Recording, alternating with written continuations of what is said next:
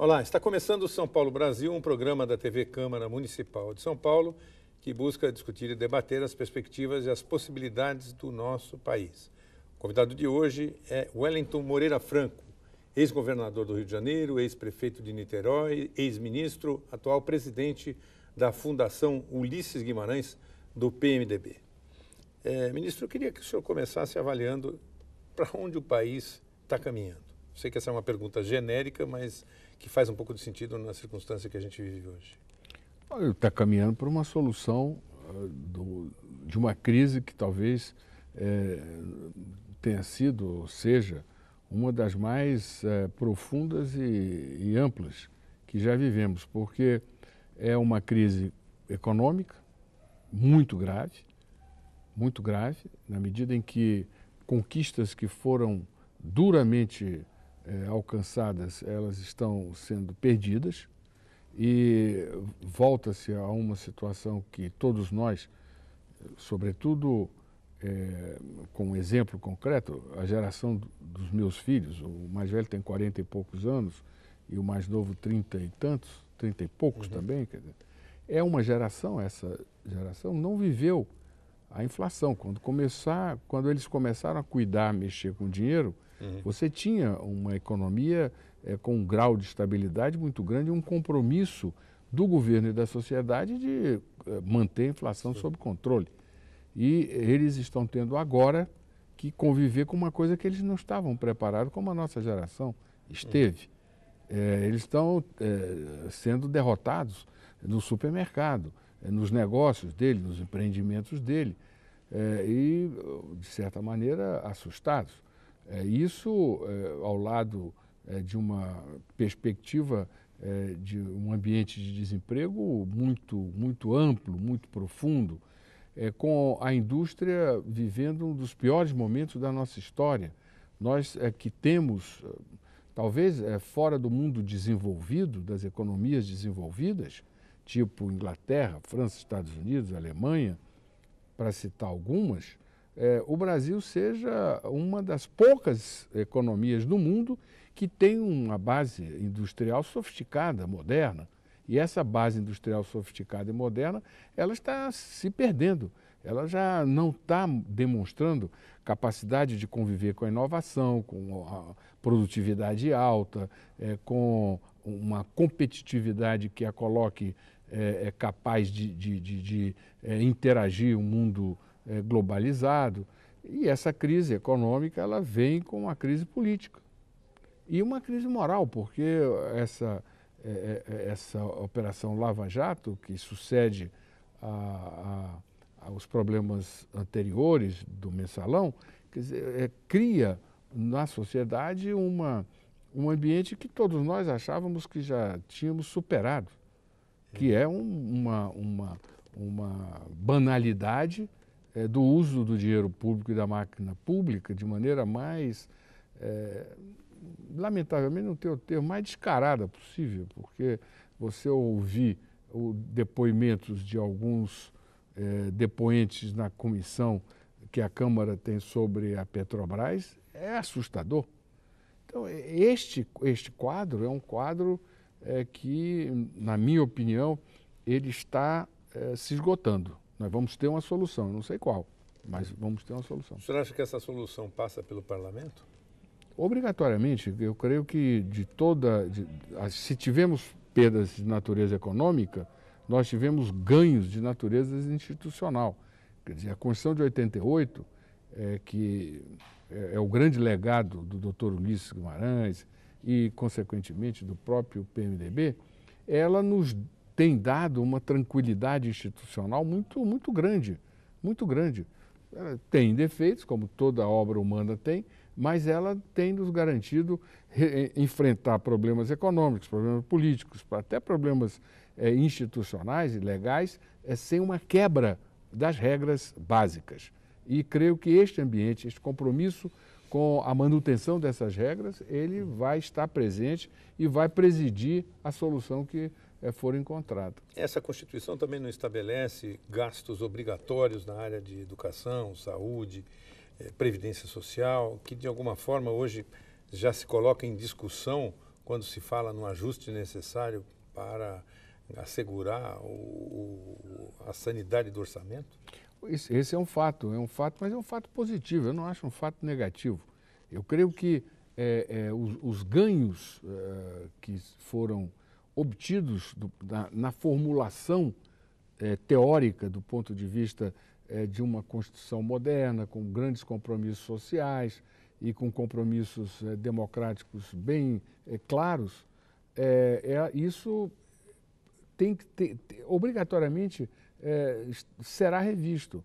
Porque quando você gera um determinado programa, quando você tem uma despesa pública, qualquer que seja ela, em qualquer área, você tem um grupo social que recebe aquele recurso.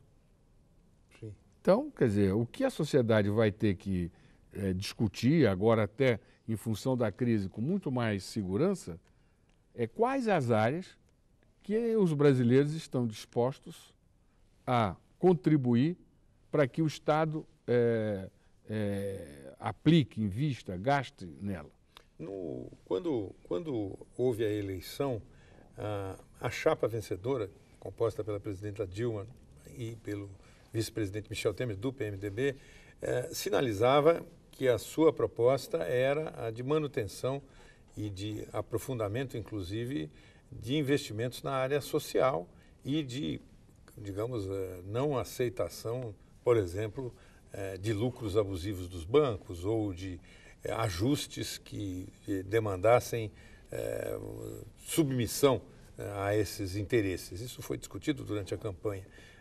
Na gestão deste segundo mandato, aparentemente houve uma modificação, né? A pergunta é, como é que o PMDB se enxerga dentro desse cenário do segundo mandato? Olha, do ponto de vista econômico, tanto do primeiro quanto do segundo, nós, do PMDB, tivemos participação zero na formulação das políticas públicas.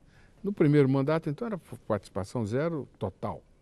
Quer dizer, tinha ministros, eu inclusive fui ministro, e que executava políticas que já estavam previamente definidas e sem ter o partido nenhuma capacidade de formular as políticas públicas que estavam sendo definidas, tanto na área social quanto na área econômica. E nem também participávamos da atuação política. No segundo mandato, em função das dificuldades, continuamos sem participar da formulação na área econômica, mas tivemos possibilidade, através de uma solicitação da presidente Dilma, que o vice-presidente Michel Temer e, consequentemente, o PMDB participasse da articulação política. Mas com muita dificuldade, porque o governo, ele, diante dessa crise, ele trata os aliados de uma maneira muito dúbia. Então, a mesma dubiedade que se observa no tratamento que é dado ao Levi, que tem, como você próprio falou, uma perspectiva, uma visão econômica totalmente distinta da visão econômica da presidente, a mesma dubiedade que é dada a ele no trato, no apoio às iniciativas que toma, o vice-presidente Michel Temer teve ao longo do processo de articulação política. Conseguimos, e a tarefa foi aprovar o ajuste, porque nós do PMDB, e aí é uma diferença de política econômica, porque nós temos lado, nós sempre fomos favoráveis a ter equilíbrio fiscal. Foi o PMDB que relatou o Plano Real. O líder do PMDB na Câmara dos Deputados foi o relator do Plano Real. E nós tínhamos a maioria que aprovou o Plano Real na época do presidente Itamar. Nós apoiamos o programa de reformas do presidente Fernando Henrique, inclusive eu fui relator da reforma administrativa. E as mudanças das regras previdenciárias, naquela época, idem. Nós apoiamos e tivemos uma participação ativa em toda a montagem da lei de responsabilidade fiscal. Então, nós apoiamos o ajuste no Lula também, porque um dos mais fortes programas de ajuste que a economia brasileira viveu foi dos 2 ou 3 primeiros anos do governo Lula, e o primeiro mandato dele foi um mandato para organizar a economia. Ou seja, ele manteve os compromissos macroeconômicos, os princípios macroeconômicos, que é fundado numa inflação controlada, num equilíbrio fiscal, num câmbio que seja adequado às necessidades da economia, não para controlar a inflação, ou seja, princípios que permitiram que nós obtivéssemos resultados excepcionais na área social, com a ascensão de 40 milhões de brasileiros ao mercado de consumo. Pois bem, nós apoiamos agora o ajuste. Nós nunca mudamos de posição. O PT mudou e o PSDB mudou. Na época que o Fernando Henrique era presidente, o PSDB era favorável ao ajuste e essas medidas todas que ele agora votou contrária. Na época, o PT votou contra e agora o governo do PT encaminha e encaminhou essas medidas. Nós do PMDB votamos no Fernando Henrique, votamos no Lula e votamos agora da mesma maneira, porque nós acreditamos que é importante para você gerar riqueza, produzir riqueza, você ter equilíbrio, você gastar o que arrecada. O Estado não pode continuar gastando mais do que arrecada. Não existe essa hipótese. A inflação, não existe inflação pequena. A inflação ela não é útil em nenhuma circunstância, nem quando é pequena e muito menos quando é grande. E ela pequena, havendo uma certa leniência no trato com ela, ela rapidamente fica alta, como agora nós estamos vivendo. Então, nós temos esses princípios. Aí venho a sua pergunta. Esses princípios não eram princípios praticados no governo de coalizão, não havia um mesmo entendimento sobre essas questões. Sobre outra questão, nós sempre achamos que quando se vai para o processo de concessão, você não pode regular ganhos de capital. Quem regula ganhos de capital é o mercado. Ou então você não dá para você ficar no muro, no meio termo, como se quis ficar, praticar regras de economia de mercado com controle do Estado. Isso não existe nunca. E a experiência do século passado, em vários regimes, tanto em economia de Estado forte, como o comunismo, enfim, em ditaduras, nunca deu certo querer se substituir o mercado na definição de determinados valores. Muito bem. São Paulo Brasil faz um rápido intervalo e a gente volta no instante.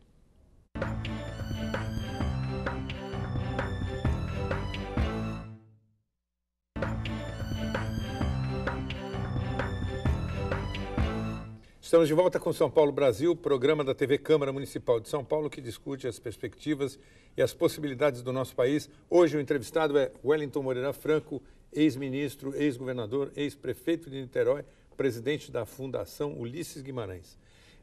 O PMDB, a que o senhor atribui essa constância de lado, tem uma característica muito evidente, que é uma grande quantidade de líderes regionais, né, que tem uma força importante, porém, nos últimos anos, desde, na verdade, da gestão do governo Sarney, a não realização de um comando federal. Ele chegou, inclusive, a ter candidatos após Sarney, mas não chegou lá e, nos últimos 5 mandatos, eu creio, não se dispôs a disputar a presidência. Por quê? Olha, esse é um problema gravíssimo. Porque o grande sonho da massa de militantes, dos militantes do PMDB, é eleger o presidente da República. Só que ter candidato não é uma coisa difícil. Nós já tivemos candidato. Sim. E temos bons nomes hoje para vir a ser candidato. O que é necessário é você ter uma candidatura. E na candidatura, além do candidato, você precisa hoje, vou citar que é a tarefa que me coube, o presidente Michel Temer me deu essa tarefa quando assumi a Fundação Ulisses Guimarães, é preparar o partido para as eleições de 2018. Então, nós temos que ter, além do nome, nós precisamos ter um programa de governo que ele não só atenda às esperanças de mudança, de transformação, de estabilidade, e, sobretudo, a um valor que é fundamental, é a convicção, a certeza que as pessoas têm que os filhos viverão melhores do que o pai, do que ele. Porque vivemos numa sociedade em que as oportunidades são para todos. Há um ambiente de liberdade de oportunidade, de estímulo às oportunidades. E, então, nós precisamos ter um programa que gere, do ponto de vista das políticas públicas, este ambiente.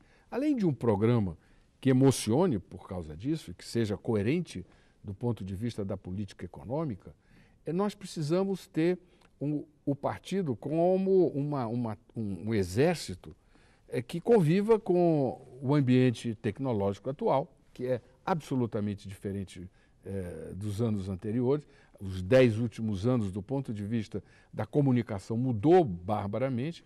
Para você ter ideia, o PMDB ainda não tem um cadastro que seja confiável, que permita fazer com que o militante participe de deliberações, de políticas e até de projetos na Câmara online. E hoje você já tem tecnologia para isso. E você só terá condições de ter um partido com uma candidatura forte se você criar isso, se você tiver acesso a essas tecnologias e divulgá-las, democratizá-las, para que todos possam vir a ter.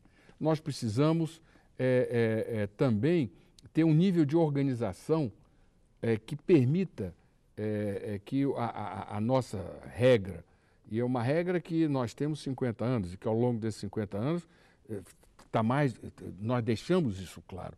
O único compromisso do PMDB é com o Brasil. O PMDB tem demonstrado ao longo desses anos todos compromisso com o Brasil. Alguns chamam isso de governabilidade, outros chamam de que gosta de ficar em qualquer governo, outros chamam... Como nós não temos condições de ainda eleger o presidente, nós, em todas as crises, em todos os momentos de dificuldades, porque temos uma base parlamentar muito sólida, majoritária ao longo desses anos todos, nós servimos ao Brasil. Nós não temos medo de servir ao Brasil. O PMDB ele é firme, tem firmeza em enfrentar os desafios que o país apresenta. Agora, nós precisamos que isso se dê não mais em função de coalizão, como fizemos agora. Apresentamos em 2010 a campanha da presidente Dilma, que o Michel Temer foi o vice, um programa, uma proposta, inclusive com várias iniciativas econômicas, que não foram aceitas, agora estão sendo aceitas, porque depois dessa realidade, mas na época não foram aceitas. E que mostra que nós temos uma visão diferente. Então nós queremos que agora ter alguém que aplique a nossa visão, que permita que a gente retome os compromissos macroeconômicos, que toda a política de controle da inflação, de equilíbrio fiscal, de responsabilidade fiscal, de um Estado que seja enxuto, mais eficaz, possa isso vir a ser realidade. Nós não queremos mais sermos uma força secundária e estamos nos preparando para isso. O PMDB comanda hoje a Câmara e o Senado. Existe um traço de união entre o comando dessas duas casas e o PMDB que está no governo? Olha, entenda uma coisa. Comandar... O PMDB sempre foi, você é um historiador, antes de jornalista, ou até mais pesquisador do que jornalista, você sabe que o PMDB ele é talvez o único partido desses todos que nunca teve dono. Nunca, nós vamos fazer 50 anos. O doutor Ulisses, quando quis ser candidato a presidente da República, teve que concorrer numa convenção contra 3. Tivemos 4 candidatos a presidente da República. E o doutor Ulisses era a maior liderança do partido, porque nós não temos dono. Nós fomos um partido que nos fortalecemos, fomos criados nas eleições. Na ditadura você só elegia municípios pequenos. Então nós temos uma capilaridade imensa porque nós começamos no município pequeno. Só depois, quando houve a possibilidade da a quebra da lei de segurança, é que os municípios médios puderam eleger, nós começamos a ganhar médios. Aí, quando houve capital, ganhamos capital e, enfim. Então, nós temos, diferentemente dos outros partidos, um compromisso com os interesses locais. O Brasil, para nós, é uma realidade que se realiza no município, na rua, na esquina. As pessoas, sobretudo a imprensa, reclamam muito de uma certa falta de unidade do partido em função de lideranças regionais, que, na realidade, isso expressa a história democrática do partido. E isso é que dá a força do partido, do ponto de vista eleitoral, vem exatamente daí. É o compromisso que o deputado, que o prefeito tem com a sua comunidade, e esse compromisso, a direção nacional, ela não tem poderes políticos, até tem poder formal, mas politicamente ela não tem condições políticas de atropelar os arranjos estaduais e municipais que refletem as demandas e os anseios daquela comunidade. Então, essa força, ela se expressa na Câmara, ela se expressa no Senado. O presidente da Câmara e o presidente do Senado, antes de ser um militante de um partido, ele tem que representar o conjunto da casa. Agora, o que nós vemos, do ponto de vista mais geral, é que com os dois presidentes que lá estão, o Congresso brasileiro passou a ter protagonismo. Desde a ditadura, que não tinha, porque vinha a ditadura, depois da ditadura criou-se o Instituto da Medida Provisória, e a medida provisória, na realidade, era o decreto-lei, e aí o Congresso ficava só votando medida provisória, e os deputados fazendo emendas às medidas provisórias para ter suas propostas.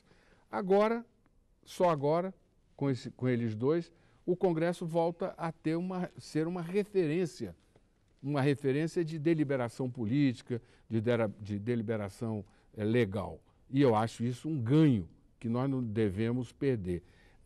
Não importa se há, de vez em quando, um desaguisado do presidente da Câmara com a presidente da República, do presidente do Senado com o presidente da Câmara com o presidente da República. Isso é do jogo. A democracia é ruidosa, ela não é silenciosa. O consenso é uma utopia autoritária. Você só tem consenso quando você tem alguém que diz é isto. Aí tem consenso. Na democracia você tem maioria. Então eu creio que o grande ganho que nós estamos vendo com as duas presidências do PMDB é que o Congresso voltou a ter protagonismo. Ministro, mais um rápido intervalo. Voltamos daqui a instantes com São Paulo, Brasil.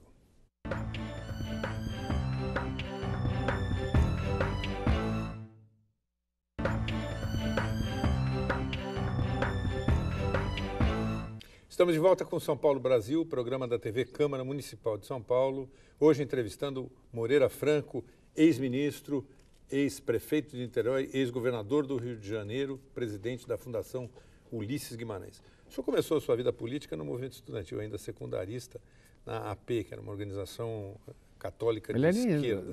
Né? Foi antes. Antes do secundarista? Não tinha nem AP. Nem AP. Foi a primeira participação que eu tive, inclusive, houve no Rio de Janeiro, em 57, no governo do Juscelino, logo nos primeiros anos do governo do Juscelino, acho que foi em 57, uma greve de bonde. Sim. Que parou o Rio de Janeiro, porque o Rio de Janeiro, a ligação do centro com a Zona Sul se dava todo pela Praia do Flamengo e Botafogo, não tinha aterro, não tinha essas coisas. E ali o bonde era o transporte fundamental. Então, houve uma greve, um aumento de passagem, e nós, secundaristas, enfim, o movimento secundarista, a AME se colocou contra, E aí, sabe como é que é? Eu tinha 12 anos, talvez um pouco mais, um pouco menos. E descobriu-se que se você colocasse rolha no trilho, o bonde descarrilhava. E eu era muito ativo, coisa e tal, eu comecei a colocar, participar daquela movimentação toda, a cidade fechava. Foi uma coisa terrível, terrível. Acabou a UNE entrando. A UNE entrando para... E aí foi convocada pelo Juscelino e foram, um grupo grande de estudantes foi chamado ao Palácio do Catete, né? E lá foi o presidente da UNE e vários secundaristas, e até eu fui, como eu era ativo, você sabe que há toda a cooptação política se dá muito em função da capacidade da ação, não é isso? Sim. E, então foi a primeira vez que eu vi como é que essas coisas se processavam no campo da negociação política. E duas coisas nesse momento até compartilho contigo. Uma, que o presidente Juscelino chegou para o presidente da UNE e disse: meu filho, sente aqui na minha cadeira. O natural era eu, inclusive, não vai sentar na cadeira do presidente da República. Sim. Mas ele sentou. Sentou, o Juscelino tomou um susto e vira-se para ele e disse: vem cá, ou você acaba com essa greve, ou os militares vão me dar um golpe, porque havia uma pressão sobre de golpe muito grande nessa época, né? Não queriam que o Juscelino concluísse o governo. E depois acabou tudo, coisa e tal, e foi o Juscelino fazer uma visita de agradecimento na sede da UNE, que era perto do Palácio do Catete, né? E então ele entrou lá, o auditório da UNE cheio, ele entra no corredor central e ele, debaixo de vaia, não ia querer entrar no ambiente estudantil debaixo de aplauso, né? Vai, o auditório em cima, vai. Ele vai, sobe lá o palco, fica tomando vai, olhando, aí pega o microfone e diz: feliz o povo que tem a possibilidade de ter os seus jovens vaiando o presidente da República, porque esse povo vive na democracia. Aquelas mesmas pessoas que estavam vaiando aplaudiram. E aí as coisas começaram. E como é que começa a sua participação como político, efetivamente? Em 74, eu estive fora, né, onde fiz meus estudos de pós-graduação. Voltei em 72, comecei a dar aula na Universidade Federal Fluminense de Economia, né, na faculdade. Eu dava aula de Sociologia na Faculdade de Economia. E ali eu fui para o MDB Jovem e acabei, em 74, sendo candidato a deputado federal. Aliás, fui o deputado federal mais votado naquela época, uma coisa inédita, de mais de 100 mil votos. E aí começou. Aí teve primeiro o prefeito eleito de Aí Niterói, depois, exatamente, depois prefeito. Depois o governo no Rio de Janeiro. Depois o governo do Rio. Derrotando o Darcy Ribeiro, na sucessão do Brizola. Depois o deputado federal. Teve 3 mandatos como deputado. Agora, por que o senhor abandonou, ou pelo menos essa declaração, a ideia de cargos executivos, enfim, de se concorrer em 2006? Não, o que é o seguinte, a Câmara mudou muito, sabe? E o mandato, esse último mandato meu, foi um mandato que é muito ruim. Não só para mim, mas para todo mundo, porque foi exatamente o mandato do mensalão.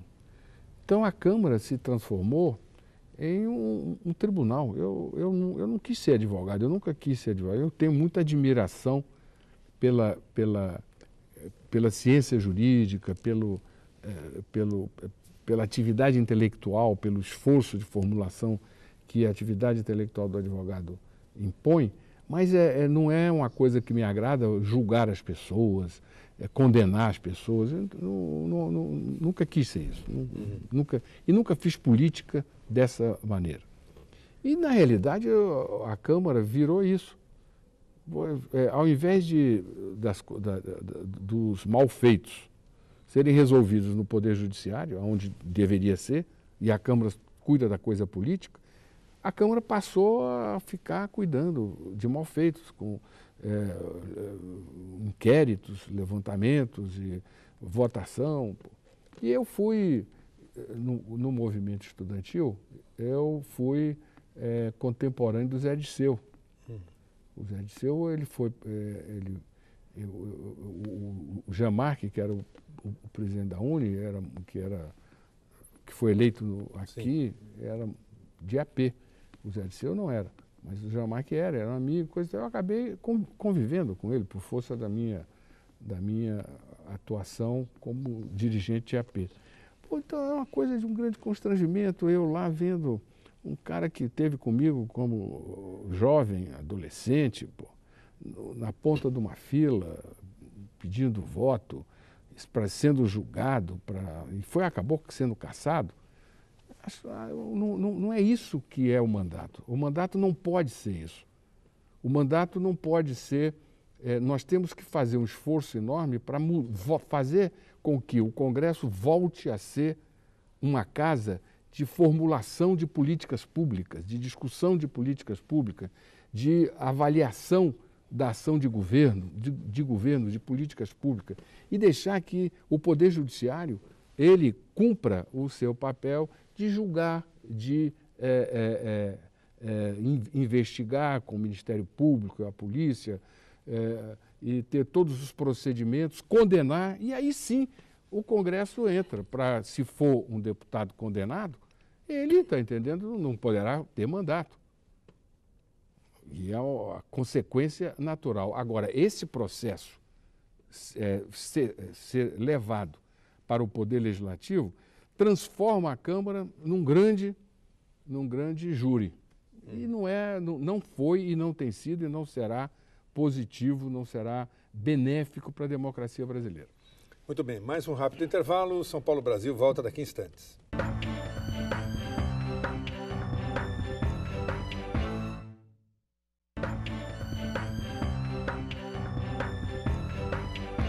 São Paulo Brasil, programa da TV Câmara Municipal de São Paulo, que debate os problemas e as perspectivas do país, conversa hoje com Moreira Franco, ex-governador do Rio de Janeiro, ex-prefeito de Niterói, presidente da Fundação Ulisses Guimarães e ex-ministro de Estado também. Como é que é possível fazer um programa que tenha mudança e estabilidade ao mesmo tempo, a partir desta enorme legião de PMDBistas que tem preocupações tão localizadas? Olha, essas preocupações localizadas, elas se refletem mais nas políticas públicas, em recursos para você executar a proposta de programa geral, e não no programa geral. As demandas que o país precisa, elas são comuns. As pessoas querem emprego, as pessoas querem saúde de qualidade, as pessoas querem educação inclusive no ensino básico, no ensino fundamental, para que você possa melhorar a produtividade, a qualificação da mão de obra brasileira. As pessoas querem ter acesso à cultura, as pessoas querem viver num ambiente de igualdade de oportunidades. E isso aí se adequa a você ter um volume de recursos públicos que define esses programas e aí você vai aplicar esses programas. Essa divergência que você fala, ela vai se dar quando da aplicação do programa e não na formulação do programa. O programa nós vamos formular e temos todas as condições, como todos os programas são assim, de um modo geral. O senhor disse que o PMDB sempre ficou a favor do Brasil. Ser a favor do Brasil neste momento é apoiar a presidente Dilma ou é ser oposição a ela?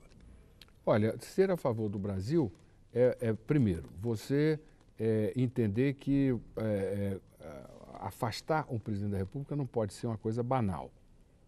Não se pode banalizar os mecanismos que estão definidos na Constituição para afastar um presidente da República porque ele está com 3% ou com 4% de aceitação popular, ou porque as pessoas avaliam ruim o governo. Então, o afastamento de um presidente tem que ser algo inquestionável. Ou seja, tem que ser criada condições políticas, existirem condições políticas, para que, de maneira inquestionável, a sociedade olhe e diga não dá mais, como foi no caso do Collor. Mas é algo que a gente deve almejar? Almejar, eu nunca. Só doido. Mas ninguém almejava tirar o Collor. Você que acompanhou e cobriu aquilo sabe disso. Mas chegou um certo momento que era inquestionável, não dava.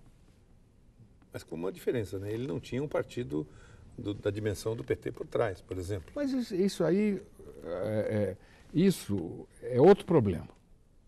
O fato, a inquestionabilidade da permanência de um prefeito, de um presidente da República, de um governador, ela é definida por regras legais, independente de partido forte ou de partido fraco. Porque se nós formos querer acomodar essas regras a cada situação política, você não vai ter regra.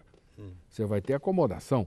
Então, voltando à sua pergunta original, eu acho que não se almeja e não se deve almejar a retirada de presidente, de governador e de prefeito. As circunstâncias políticas do momento, da conjuntura, elas acabam definindo. E o que nós estamos vendo aqui é que esse problema de impeachment, ele passou a fazer parte da agenda, inclusive colocado pelo Palácio, pela Presidente da República. Ela colocou a questão do impeachment na agenda do debate político. Eu, por exemplo, quando isso ocorreu, eu achei um erro, até falei dentro do partido, não cabe ao governo tomar essa iniciativa. Mas, enfim, tomou. E esse é um problema que vem aí. Agora, nós do PMDB, nós não estamos conspirando, nós não estamos trabalhando para criar uma situação inevitável. Agora, nós estamos observando, nós estamos avaliando, nós estamos vendo que as perdas econômicas, sociais que a sociedade brasileira vem tendo, elas estão crescendo. E isso tem que parar. Nós temos que encontrar instrumentos de política pública que permita que o governo opere como governo, governe, para que esses prejuízos que já começam a bater na porta de milhões de brasileiros, eles se afastem da vida de cada um de nós. Vamos fazer mais um rápido intervalo e São Paulo Brasil volta daqui a instantes.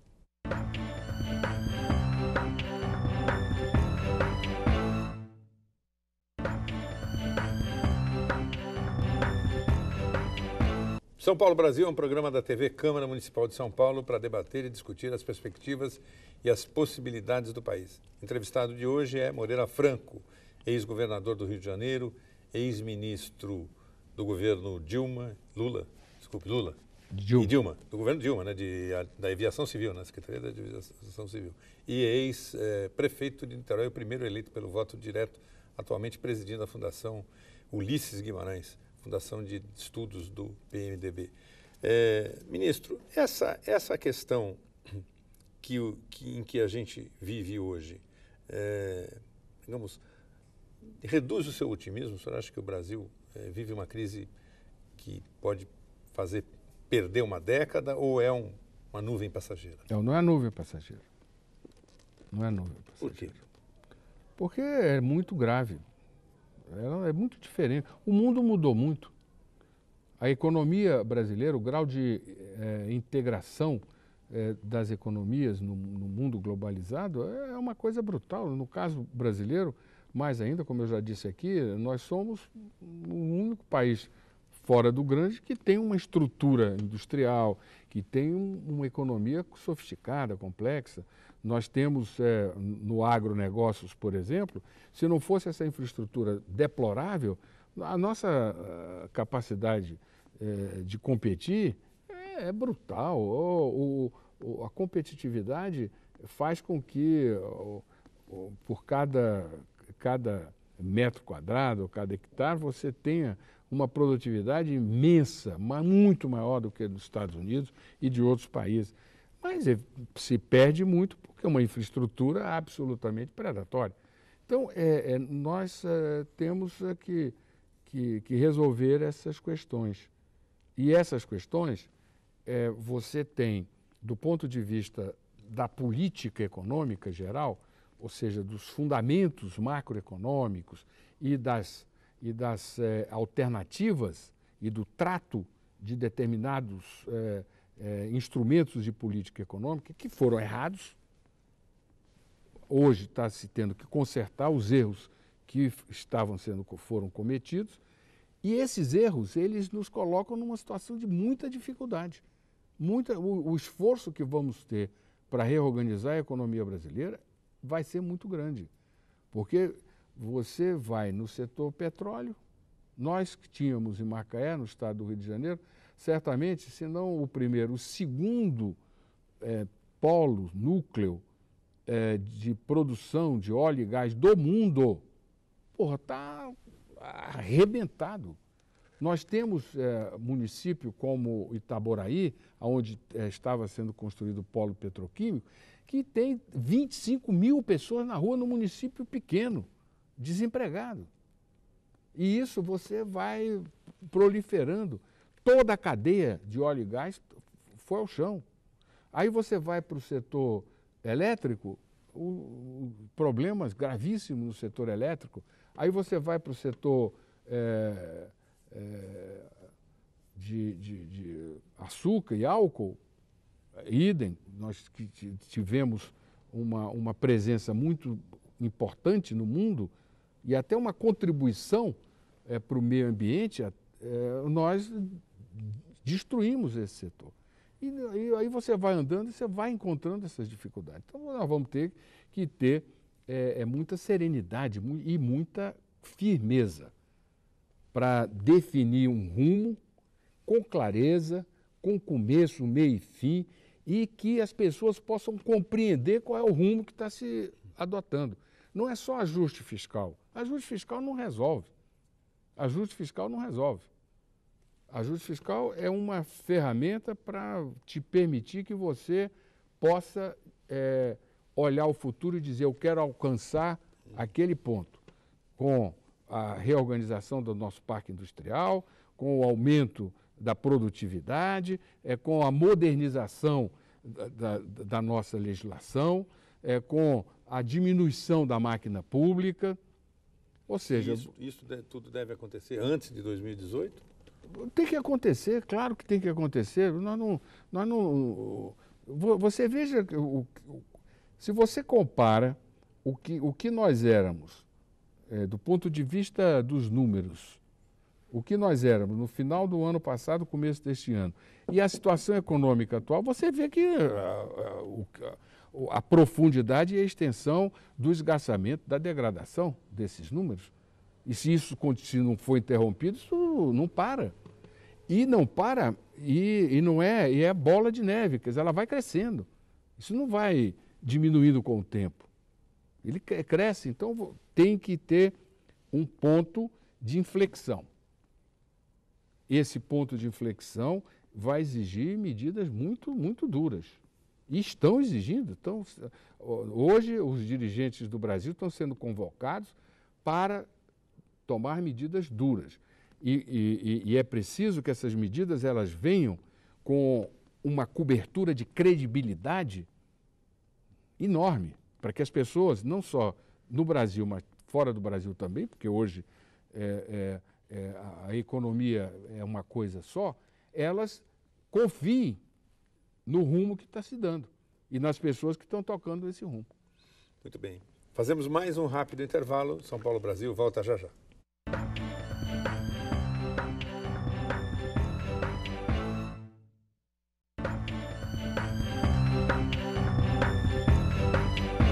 Estamos de volta com São Paulo Brasil, programa da TV Câmara Municipal de São Paulo, hoje entrevistando Moreira Franco, ex-governador do Rio de Janeiro, ex-prefeito de Niterói, presidente da Fundação Ulisses Guimarães, deputado federal por 3 mandatos do PMDB.